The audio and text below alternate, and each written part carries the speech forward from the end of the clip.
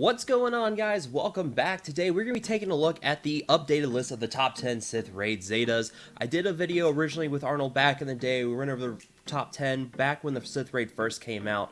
But since then, we've gotten a lot of new characters. Some of these Zetas aren't on the top 10 anymore. So we're going to go ahead and work through things. In fact, you may have noticed I have a special guest with me today. My dog is going to help us go through this list. You want to say hi to the camera for us?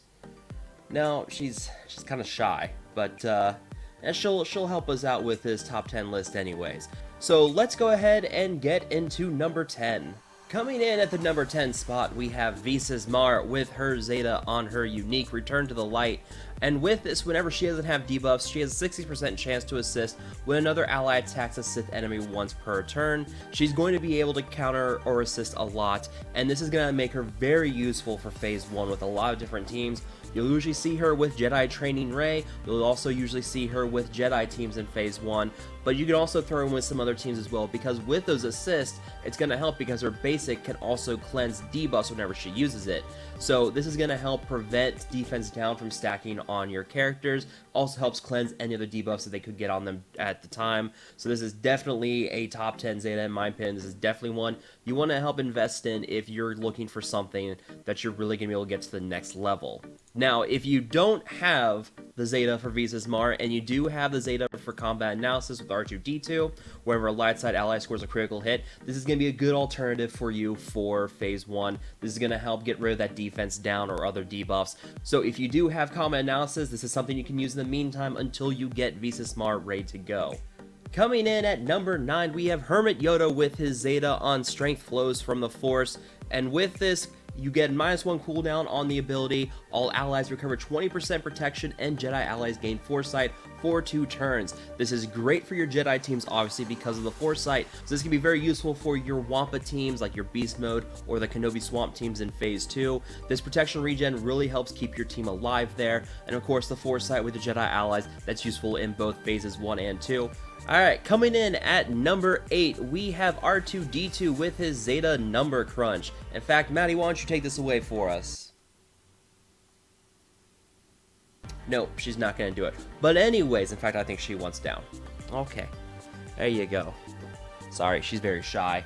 So, with the Zeta for R2-D2 and Number Crunch, at the start of his battle, whenever R2-D2 is revived, he gives out a lot of boosts to buffs for certain allies based on who's around him, but then he takes 10% of what his stats are after those bonuses are calculated, and then gives that back to the allies around him. You can throw on health mods to help boost that effect of Number Crunch. You can throw on offense if you want to make your team do a little bit more damage, because he's going to help boost their offense. So you can basically mod R2 how you want to then have him help buff up your teams so that they can do better in the Sith Raid. Coming in at number 7, we have BB-8 with his Zeta Roll with the Punches. Whenever he attacks out of turn, he calls a random resistance ally to assist. We already know where this guy's useful. That's with Jedi Train Raid teams in Phase 1.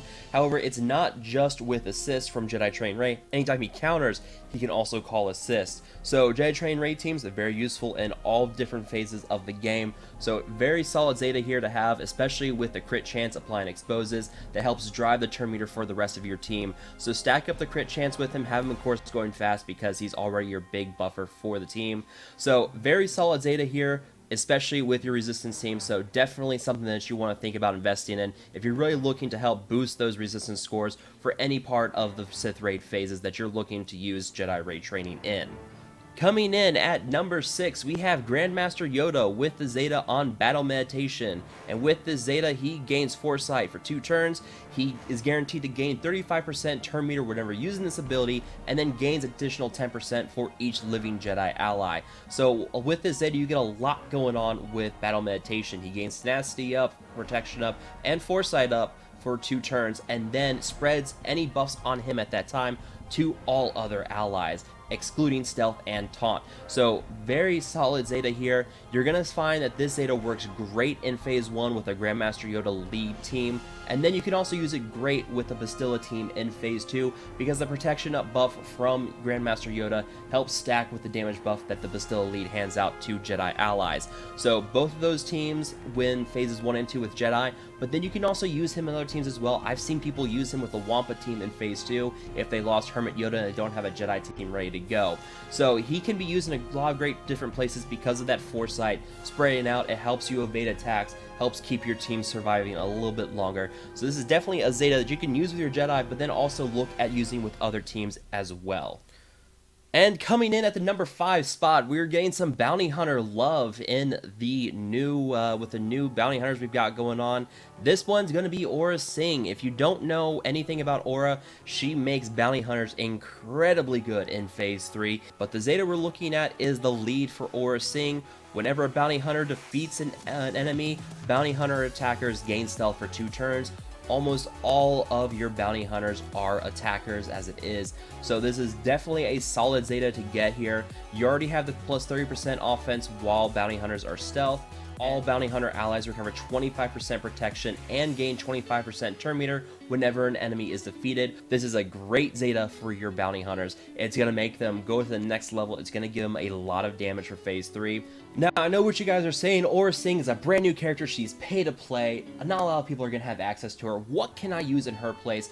The obvious answer for a Zeta you put here in this place is Raid Han, because he is valuable for the Chex Mix team that we have in Phase 3. He's another big Phase 3 team, and that's because of his unique first shoots first, where he deals 2 attacks. He can do a lot of damage, especially with the Death Mark from Death Trooper. Chex Mix has been the go-to team for quite a while. We're going to start seeing bounty hunters replace that as people start unlocking and farming Aurra Sing whenever she becomes free to play in the future.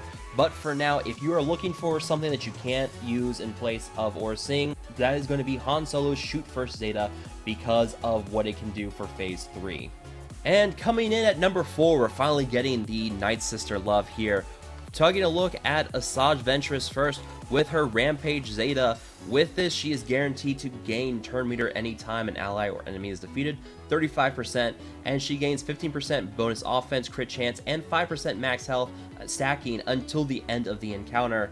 So, you know, that's going to be great because now she can go ahead, continue to stack up that damage. You've seen it in many Night Sister videos for Phase 4. Whenever a zombie dies, it really helps boost her damage. Night Sisters are all about dying, coming back to life. Anytime one of them dies, that means that she's getting a lot of bonus offense. Same with killing any enemies. So she's definitely a very solid Zeta here with the Rampage.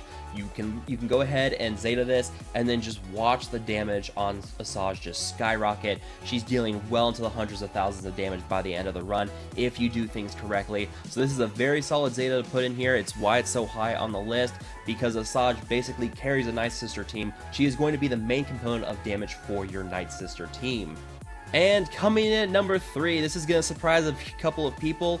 We have Jedi Training Rey with her leadership ability. I know a lot of people were expecting this to be a bit higher, but trust me, you'll be pleasantly surprised by what we have as number 2 and number 1 on the list.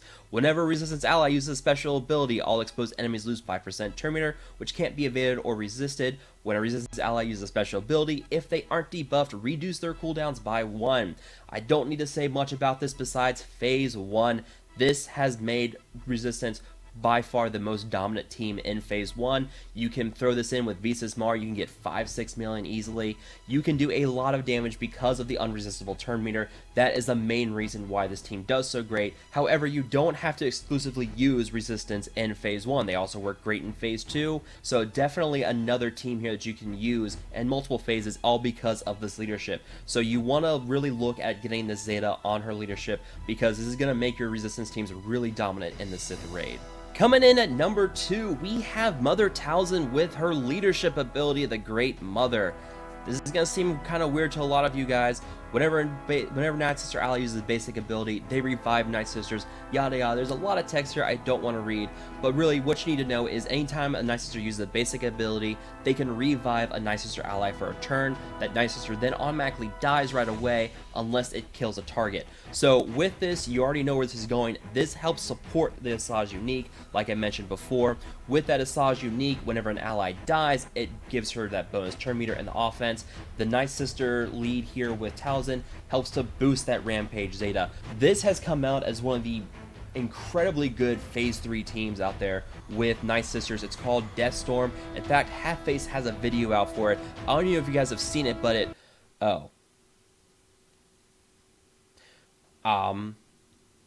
So there's screenshots of it, I'll show you guys on the screen, but you can't really see any video of it because someone doesn't like videos of the team. I don't know. Anyways, this leadership ability is fantastic for phase 3. You can get 6, even 7, even 8, but with this lead and with that Asajj unique, Zeta becomes a very, very dominant force in phase 3. So this is definitely one of the best Zetas right now to currently have for the Sith Raid. And finally, at number 1, we are just loving on the Night Sister tonight with this top 10 Zetas. Number 1, we have the leadership ability for Asajj Ventress, where they gain bonus turn meter when they fall below 100% health. They have the 50% chance to remove 20% turn meter when they damage an enemy, which cannot be resisted. And like I said with Jedi Training Ray, unresistible turn meter removal effects are fantastic to use in the Sith Raid. So this leadership ability with the unique with Asajj and using a zombie, you can do a lot of damage with this team. This is by far the only solid team that we currently have in phase 4. Anything else just doesn't perform on their level. That's why Asajj is number 1, because she dominates phase 4 and no one else comes close. You have teams that can be competitive in the other 3 phases, and that's why I have them there. But if you do not have the Asajj Ventress leadership Zeta, you're not going to have a very competitive Night Sister team in phase 4. So this is why I recommend this as being the number 1 Zeta for your This is why I recommend this being as the number 1 Zeta for the Sith Raid, because it's just better than everything else.